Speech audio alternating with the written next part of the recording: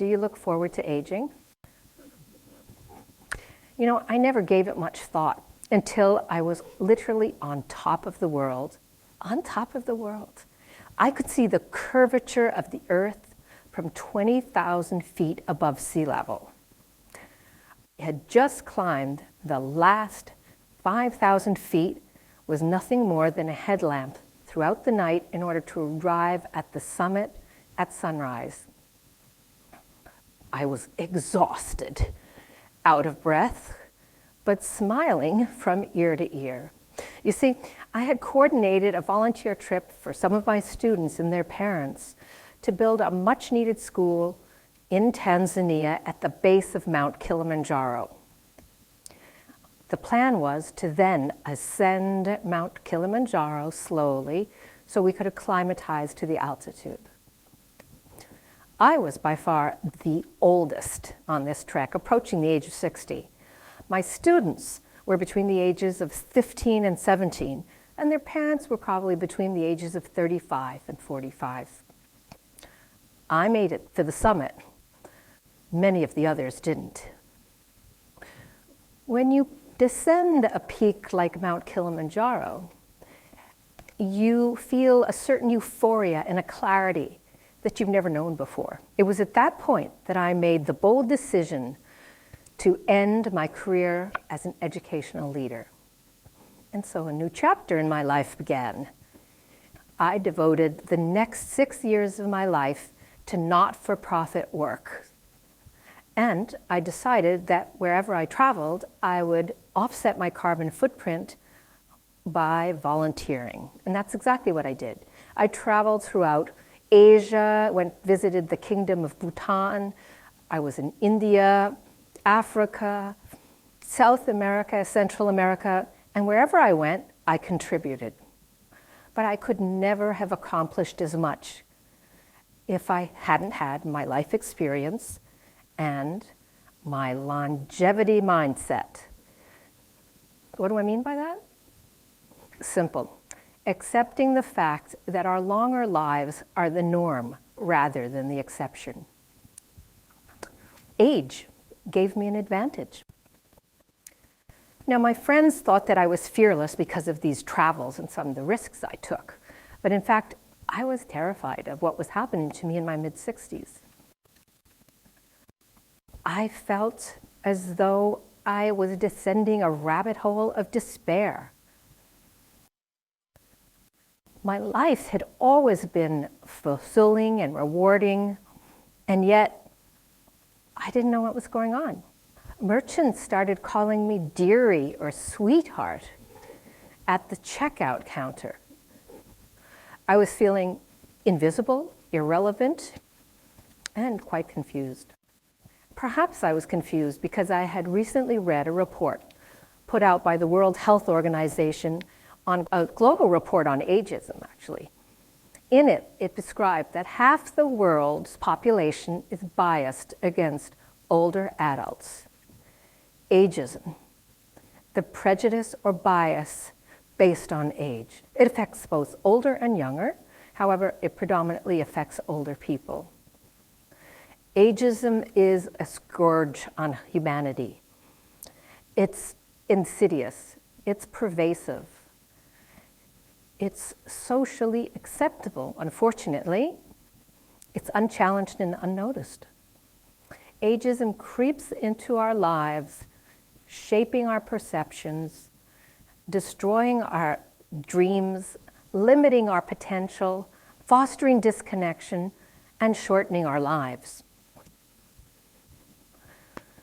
I noticed that I was being looked at differently. Because of my gray hair and my wrinkles, I knew that anyone who was looking at me was thinking that I was old.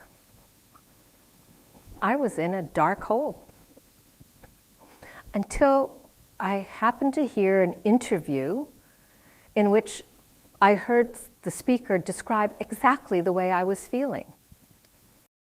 It had a name. It was called internalized or self-directed ageism. I had internalized all those negative age messages throughout my life, and they stuck. Fortunately, it was at that point that one of my former students re-entered my life and invited me to her graduation ceremony. It was there that I learned about social entrepreneurship and social impact investing, two concepts that didn't exist when I was younger. So I was fascinated. And as a result, I started taking courses in social entrepreneurship. And because of my personal experience with aging, I started doing research on ageism, aging, and age diversity. At age 67, I launched my social venture, which was intended to promote age diversity and to educate everybody about ageism. I was very fortunate. I was able to do tons and tons of research about aging. I wasn't a gerontologist, but I had lots of research to look at. I realized then that we have been terribly misled about what it means to age. Yeah, granted, some of our parts get a little loose or need replacement, but we don't have to be defined by our age. In fact, I read that those years beyond age 60 are the best years of our lives. It's referred to as the U-curve of happiness. At the beginning of the curve, which is childhood, and at the end of the curve, which is older adulthood, we are the happiest. And in the middle here, we have a number of challenges: family, finances, mortgages, career. It's no wonder it's difficult at that point. Aging. There are so many benefits to aging and to having an older brain that's been around for a while. As we accumulate years, we also accumulate new perspective. We have better and more improved judgment. We have emotional regulation. We lose our egos, and therefore we become more empathetic and caring.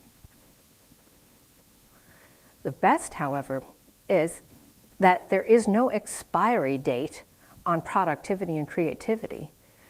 Life experience actually gives us a performance edge. The best news, however, comes from Yale professor Becca Levy, who concluded from her studies that if we have an optimistic mindset about aging, we can add 7.5 years to our lives, heal faster, and reduce cognitive decline. These are all pretty exceptional hallmarks of aging, I think. So when you next think about your age, I invite all of you to remember that you have an additional 30 years of your life compared to what your grandparents had. It's referred to as a longevity bonus. And with that, you have a new map of life to design. Aging is not a countdown, it's a count up to unparalleled value and life experience. Aging is a process. It begins at birth. It's universal, and it happens to all of us. When we adopt a longevity mindset, one in which we accept that we have a longer life as the norm rather than the exception, we can reframe what it means to age and change the narrative to one of growth, opportunity, and ingenuity. Perhaps David Bowie said it best. Aging is the extraordinary process whereby you become the person you always should have been.